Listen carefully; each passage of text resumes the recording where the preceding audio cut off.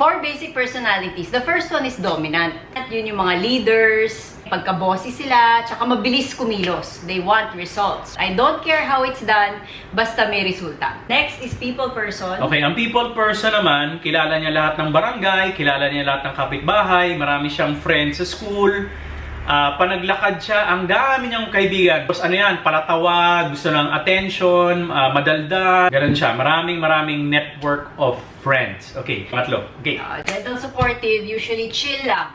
Medyo slow moving, pero reliable. Loyal. Sila yung friend na magko-comfort sa'yo, hindi ka nila pagagalitan kahit maling-mali ka na. Sila yung parang lagi nilang, kung may kailangan sabihin sa'yo na masakit, isusugarcoat nila ng konti para hindi ka masyadong masaktan. And very supportive.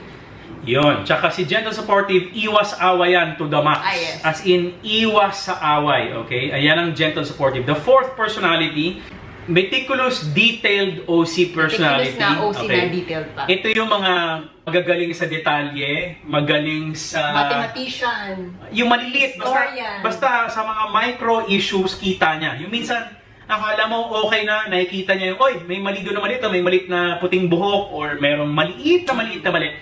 The meticulous is very good at that. They're very excellent people. They like to do things excellently. So whether pagcha-chop ng sibuyas, gusto nila tama. Sila, opposite sa dominant, kung gagawa sila ng trabaho, matagal, pero sobrang pulido. Yeah. Yan ang apat niyan.